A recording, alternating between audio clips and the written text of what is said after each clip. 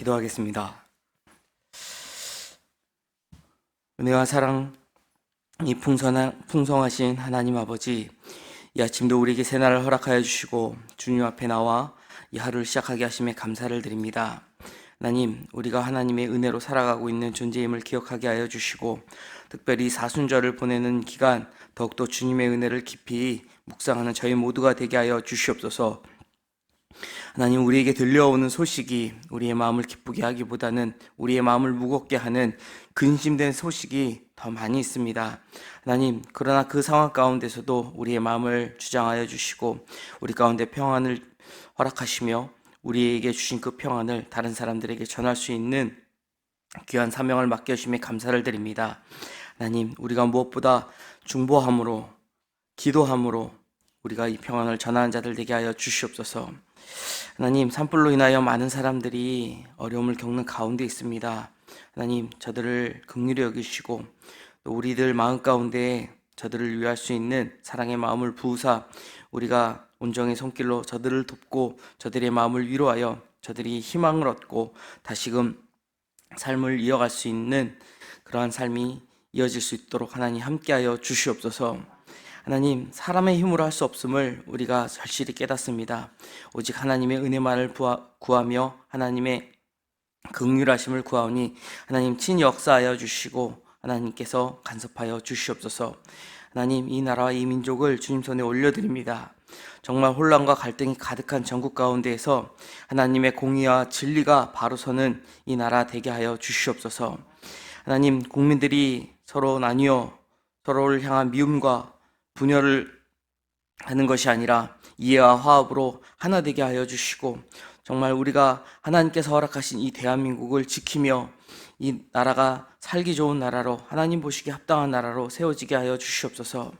하나님, 또한 금요일날 대통령 탄핵 선고가 있다고 합니다. 그 결과를 통하여 하나님의 공의가 나타나게 하여 주시고 하나님, 이 일을 통하여 나라가 더욱 분열되는 것이 아니라 이 일을 통하여 회복되는 계기가 되게 하여 주시옵소서. 국가 모든 위정자들을 주님께서 지켜 보호하여 주시고 저들이 맡은 소명이 사명이 무엇인지 깨달아 정말 그 일을 위하여 헌신하는 자들 될 수 있도록 하나님 함께하여 주시옵소서. 또한 모든 국민들이 각자의 주어진 일을 잘 감당하며 나라를 위하여 일할 수 있는 자들 되게 하여 주시고 또한 믿는 우리가 이 나라, 이 민족을 위하여 더욱더 기도의 무릎을 꿇을 수 있는 자들 되게 하여 주시옵소서. 하나님, 우리 영화교회를 위하여 기도합니다. 주님 뜻 안에서 주님께서 이 자리에 영화교회를 세워주셨습니다. 하나님께서 맡기신 사명이 있습니다. 하나님, 우리가 그 사명을 잘 감당하는 데에 충성된 교회 되게 하여 주시옵소서. 우리가 하나님의 맡겨주신 사명을 잘 감당할 때에 더 많은 이들이 하나님을 만나고 또 구원을 얻을 것을 믿습니다. 하나님, 저희의 빈자리를 채우시며 정말 복음이 필요한 자들에게, 구원이 필요한 자들에게 복음이 전파되어 그들이 하나님을 믿고 이 자리에 나와 함께 예배할 수 있는 역사가 일어나게 하여 주시옵소서. 하나님, 저희가 또한 슬퍼한 자들을 위하여 함께 울며 기도하는 교회 되기 원합니다. 그래서 정말 예수 그리스도의 사랑을 전하는 교회 되기 원합니다. 우리 안에 주의 사랑이 가득 차고 넘치는 교회 되게 하여 주시옵소서. 우리가 서로를 돌아보며 서로를 위하여 위로하고 권면하고 서로를 중보하며 나아갈 때에 예수 그리스도의 사랑의 띠로 하나 되는 교회 되게 하여 주시고 우리가 서로 하나됨으로 선을 이루며 하나님의 뜻을 이루어 나가는 믿음의 공동체 되게 하여 주시옵소서. 하나님, 새롭게 시작된 학기에 또 각 구역 모임과 또 성경 공부 모임들이 있습니다. 하나님, 모든 모임들 가운데 주님 친히 함께하여 주시고 성령의 기름을 부으사 그 모임을 통하여 하나님의 임재를 풍성히 누리게 하여 주시고 성령의 충만함으로 무장하여 주의를 감당하는 데 부족함이 없는 나눔이 있는 모임 되게 하여 주시옵소서. 이를 위하여 앞에서 헌신하는 리더들이 있습니다. 하나님께서 친히 세우셨사오니 그 일을 감당할 능력도 친히 주시옵고 그 일을 하나님께서 주시는 능력으로 감당한다라는 믿음으로 잘 감당케 하여 주시옵소서. 하나님, 또 특별히 돌아오는 주일에 공동회의가 있습니다. 하나님, 장로와 또 권사님들을 우리가 권사 10분을 우리가 피택하는 자리를 갖습니다. 하나님, 기도로 준비하게 하시고 하나님께서 준비되신 일꾼을 세우사 주의를 감당하기에 부족함이 없도록 하나님 함께하여 주시옵소서. 이 일을 통하여 또한 교회에 소란이 있지 않게 하시고 이 일로 인하여 또 마음 상한 일 없도록 하나님 함께하여 주시옵소서.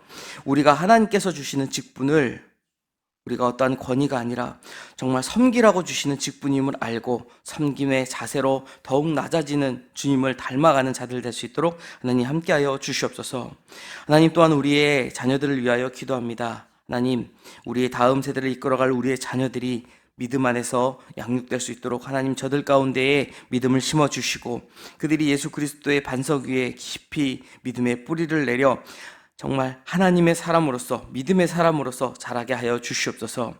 하나님이 맡겨주신 비전을 그들이 발견하게 하여 주시고 그 비전을 향하여 열심히 다름질하며 나아갈 때에 하나님 그들에게 필요한 지혜와 능력을 채우사 세상이 감당할 수 없는 믿음의 사람으로서 이 땅 가운데 빛과 소금 같은 존재로 살아가는 우리의 자녀들 되게 하여 주시옵소서.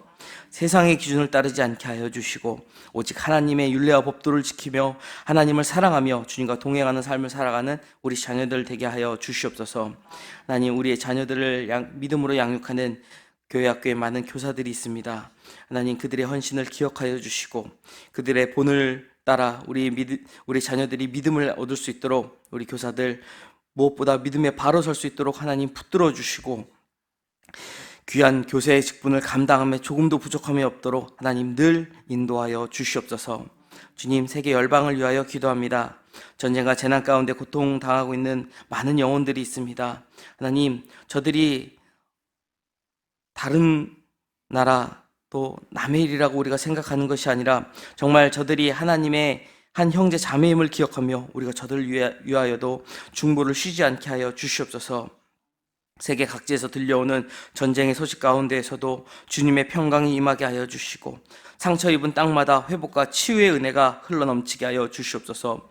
또한 복음을 들고 이 세계 열방 가운데에 흩어져 있는 많은 선교의 동역자들을 지켜 보호하여 주시고 그들의 삶과 또한 사역 가운데에 풍성한 열매가 맺히게 하셔서 주님의 위로와 은혜가 늘 가득 차게 하여 주시옵소서. 하나님, 지금 교회와 가정을 떠나 있는 이들이 있습니다. 해외에 체류 중인 성도들, 지방이나 타지에 거주하고 있는 성도들, 또 군에서 복무하고 있는 우리의 자녀들, 주님의 보호하심 아래 늘 거하게 하여 주시고 주께서 불꽃 같은 눈동자로 지켜 보호하사 하나님 저들이 어디에 있든지 하나님과 동행하며 하나님의 인도하신 가운데 거하게 하여 주시옵소서. 병상에서 하루를 시작하는 이들이 있습니다. 몸이 연약한 자들이 있습니다. 치료를 받고 있는 이들이 있습니다. 하나님, 저들을 친히 찾아가 만나주시고 위로하시고 치유의 손길로 덮으사 저들이 강건함을 얻을 수 있도록 회복시켜 주시옵소서. 이 시간도 주의 말씀을 사모함으로 주님 앞에 나왔습니다. 하나님, 하나님의 말씀을 읽고 우리가 묵상할 때에 우리에게 들려주신 하나님의 말씀이 깨달아 우리 마음판에 새겨지게 하시며 그 말씀이 우리의 삶을 이끌어가는 삶의 원동력 될 수 있도록 하나님 이 시간 우리를 만나 주시옵소서. 모든 말씀 감사드리며 예수 그리스도 이름으로 기도드립니다. 아멘. 우리 계속해서 민수기 말씀 함께 보도록 하겠습니다. 민수기 9장 1절로 14절까지의 말씀 우리 함께 봉독하도록 하겠습니다. 민수기 9장 1절로 14절의 말씀 이제 저와 함께 한 목소리로 봉독하겠습니다. 애굽 땅에서 나온 다음 첫째 달에 여호와께서 시내 광야에서 모세에게 말씀하여 이르시되 이스라엘 자손에게 유월절을 그 정한 기일에 지키게 하라. 그 정한 기일 곧 이달 14째 날 해질 때에 너희는 그것을 지키되 그 모든 율례와 그 모든 규례대로 지킬지니라.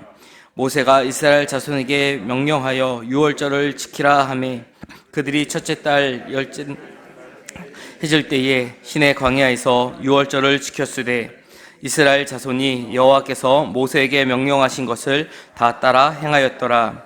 그때의 사람이 시체로 말미암아 부정하게 돼서 유월절을 지킬 수 없는 사람들이 있었는데 그들이 그날에 모세와 아론 앞에 이르러 그에게 이르되 우리가 사람의 시체로 말미암아 부정하게 되었거니와 우리를 금지하여 이스라엘 자손과 함께 정한 기일에 여호와께 헌물을 드리지 못하게 하심은 어찌함이니이까. 그에게 이르되 기다리라. 여호와께서 너희에게 대하여 어떻게 명시는지를 내가 들으리라.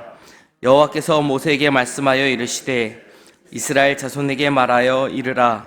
너희가 너희 후손 중에 시체로 말미암아 부정하게 되든지 먼 여행 중에 있다 할지라도 다 여호와 앞에 마땅히 유월절을 지키되 둘째 달 열넷째 날 해질 때에 그것을 지켜서 어린 양의 무교병과 쓴 나물을 아울러 먹을 것이요 아침까지 그것을 조금도 남겨두지 말며 그 뼈를 하나도 꺾지 말아서 유월절 모든 율례대로 지킬 것이니라.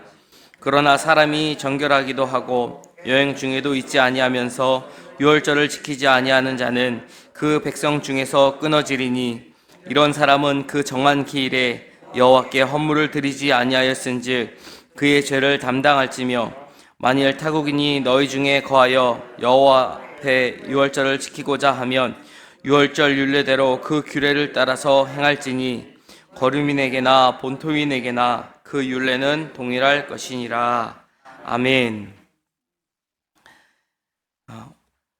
이스라엘 백성이 지금 시내산에 도착을 해서 이제 1년 동안 하나님으로부터 율법을 받고 또 하나님께서 모세를 통하여 보여주셨던 그 설계도대로 지금 성막을 지어서 하나님 앞에 봉헌을 하였습니다. 우리가 잘 아는 바와 같이 이스라엘 백성이 출애굽하였을 때 그때가 유대력 절기로 보면 6월절, 그러니까 1월 첫째 달 14일 날 그들이 6월절 밤을 지키고 그 애굽을 이제 떠나 나왔다라는 것을 우리가 기억할 것입니다.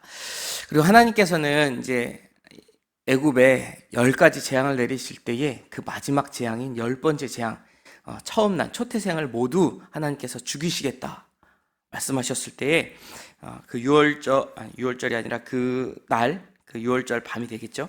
그날 애굽에 살고 있었던 모두, 그러니까 이스라엘 백성도 포함이라는 거죠. 예외가 아니라 이스라엘 백성을 포함해서 모두 죽이겠다라고 하셨지만 하나님께서 그 백성을 구원할 수 있는 방법을 알려주십니다. 그게 무엇이었죠? 어린 양의 피를 문설주에 바르는 것이었습니다.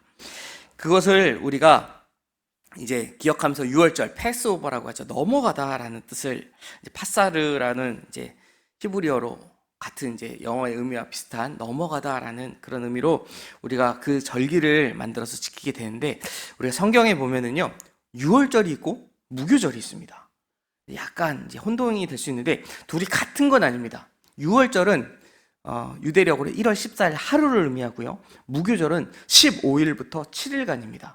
근데 이게 둘이 붙어 있기 때문에 뭐 하나의 절기다라고 보는 경우도 있지만 엄연히 구분을 하자라고 하면 6월절은 14일 하루를 지키는 것이고 이제 무교절은 쭉 이어서 지키는 것인데, 특히 이 6월절이라고 하는 날은 하나님께서 이스라엘 백성에게 내가 애굽에서 너희를 구원했다라는 그 메시지를 대대로 기억할 수 있게 그들에게 절기로 제정해 주셨다라는 것이죠. 이스라엘 백성은 애굽에서 처음 나올 때 첫 번째 6월절을 지켰습니다. 급하게 그의 가족의 수대로 이제 어린 양을 잡고, 그리고 하나님께서 말씀하신 대로 무교병과 쓴나물과 아울러서 그것을 먹고 또 서둘러 애굽을 떠나왔어야 했죠. 그리고 이제 1년이 지나서 성막까지 봉헌되고 이 민수기 말씀 오늘 본문의 시기에 되었을 때에 그들은 시내산에서 두 번째 6월절을 맞이하게 되었다라는 것이죠. 오늘 본문을 보면은 하나님께서 그래서 다시 그들에게 6월절을 준수하라라는 명령과 또 하나님께서 율법을 주셨을 때에 하나님의 그 거룩하심 때문에 이 부정함에 대한 규례를 주셨는데, 그 부정하게 된 이유로 말미암아 6월절을 지키지 못한 사람들이 모세와 아론을 찾아와서, 아니 우리가 이런 이유로 오늘 본문을 보면 이제 장례 때문에 시체로 말미암아 부정하게 돼서 6월절 지키지 못하게 되었는데 우리가 이것을 지키지 못하게 하시면 어떡합니까? 라고 질문하는 그런 내용이 나와 있습니다. 먼저 1절에서 5절 내용을 보면 하나님께서는 이스라엘 백성에게 다시금 그 6월절을 기억하며 지키게 하라고 말씀하십니다. 하나님께서 6월절, 이 애굽에 내려진 10번째 재앙 때문에 문설주에 양의 피를 바르던 유대인들의 그 각 가정이 기억했었던 그 날을 다시금 기념하는 날로서 말씀하시면서 그것은 잊지 못할 구원의 밤이며 어린 양 예수 그리스도를 예표하는 날임을 현대를 살아가는 우리에게도 동일하게 그 메시지를 전해주고 계십니다. 이 유월절을 포함한 모든 절기는 하나님이 행하신 일을 기억하면서 하나님의 그 능력과 또 당신의 백성을 향하신 긍휼함, 하나님의 그 선하심을 기억할 수 있는 그러한 날입니다. 그래서 하나님의 백성이 그들의 정체성을 다시 한번 재인식하는 날이다라고 볼 수 있다는 것이죠. 따라서 이 절기는 유대 공동체를 유지하고 정체성을 재확인시키는 기능을 1차적으로 하고 있다는 것입니다. 단순한 전통이 아니라 하나님의 구원 역사를 기억하게 하고 다시 순종하게 하는 매우 중요한 역할을 했다라는 것입니다. 우리가 유월절을 지킬 필요는 없죠. 우리는 유대인이 아니라 따지면 이방인입니다. 하지만 우리가 이러한 의미를 기억할 필요는 있다는 것입니다. 왜냐하면 그것을 기억하지 못하면 우리가 하나님의 말씀에 순종할 수 없기 때문에 그렇습니다.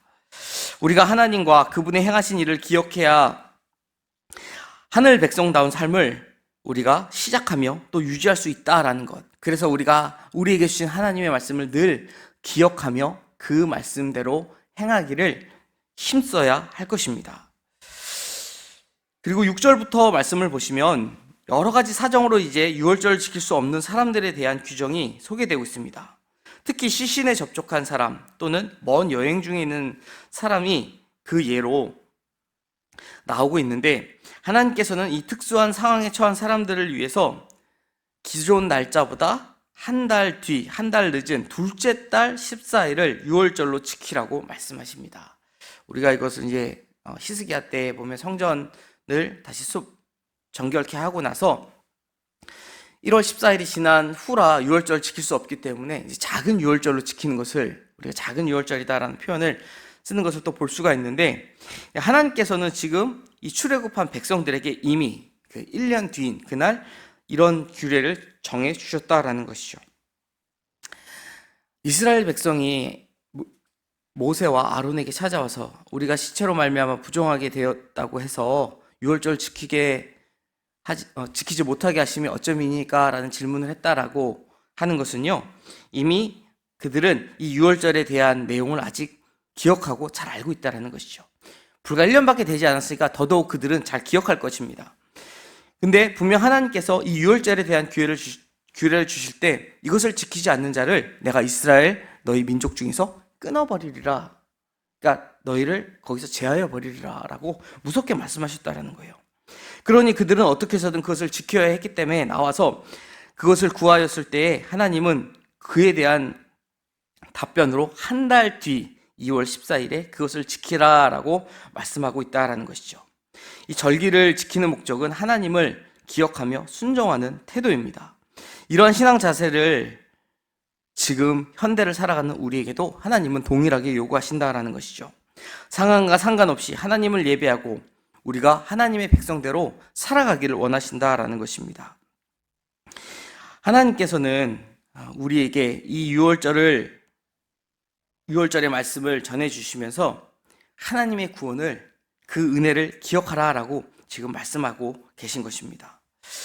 앞서 말씀드렸던 것처럼 이스라엘 백성만 출애굽했었던, 그러니까 하나님께서 애굽에서 인도해 내셨던 그 은혜를 기억하는 것이 아니라는 거죠.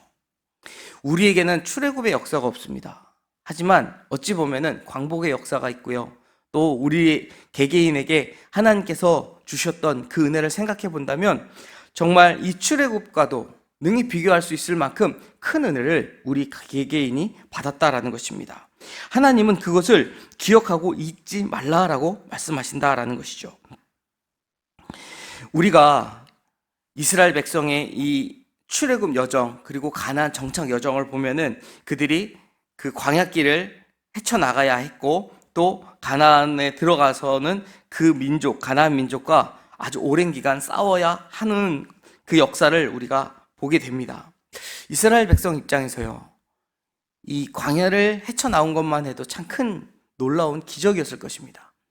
아무도 그들을 위해서 먹을 걸 주지 않았지만 하나님께서 하늘의 만나와 또는 메추라기로 그들을 먹이셨고요.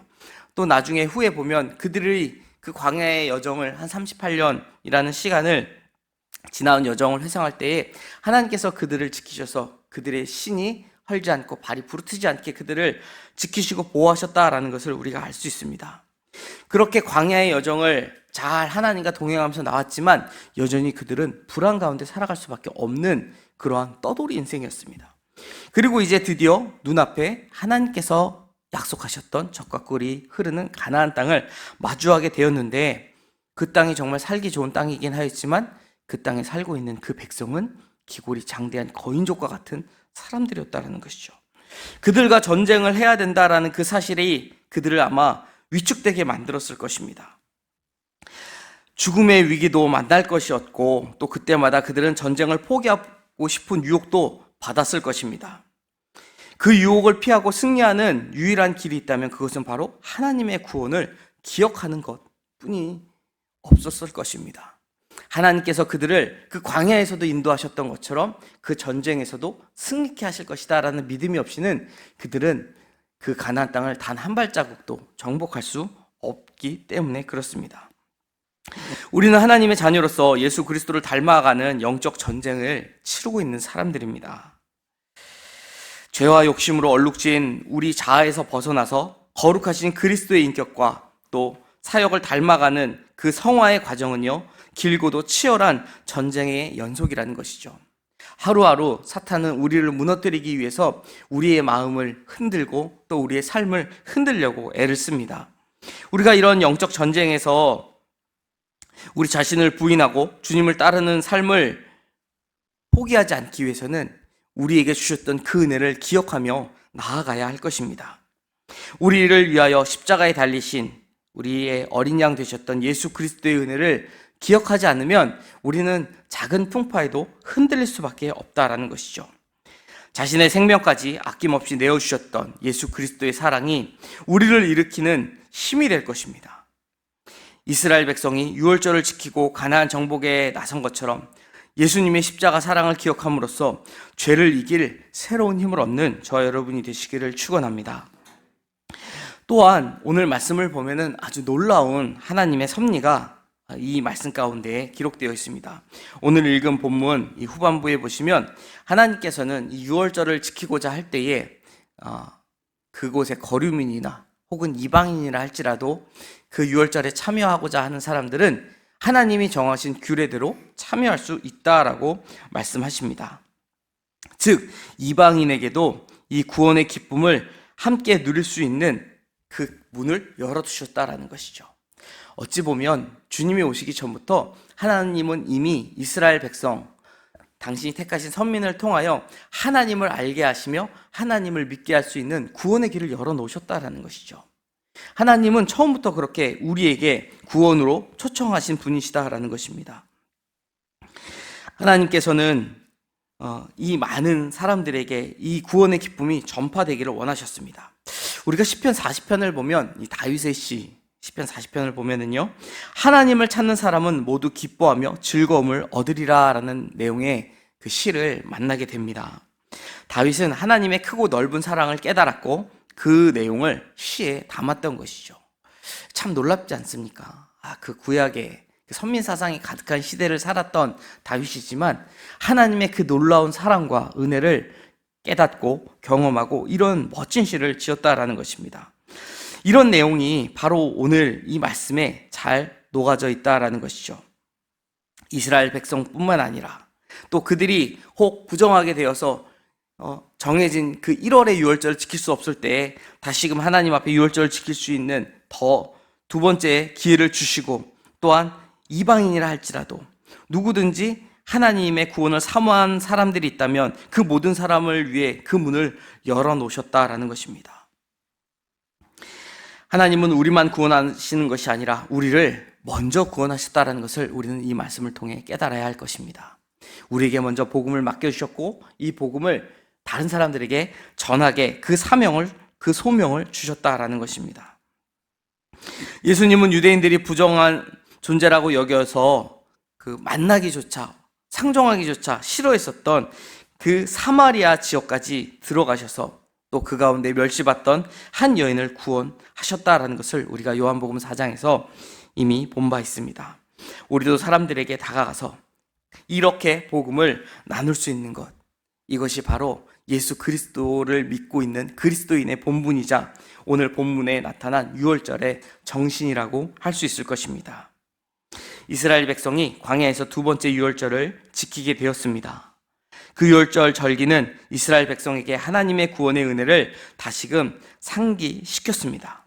이방인들도 함께 절기를 지킴으로써 이스라엘의 제사장적 사명을 결단하는 시간이 되었을 것입니다. 유월절 어린 양 되시는 그리스도를 우리가 매 순간 묵상하고 유월절 절기에 깃든 이 정신을 깊이 되새기며 우리도 제사장적 사명을 잘 감당하며 나아가는 저와 여러분이 되시기를 주님의 이름으로 축원드립니다. 기도하겠습니다.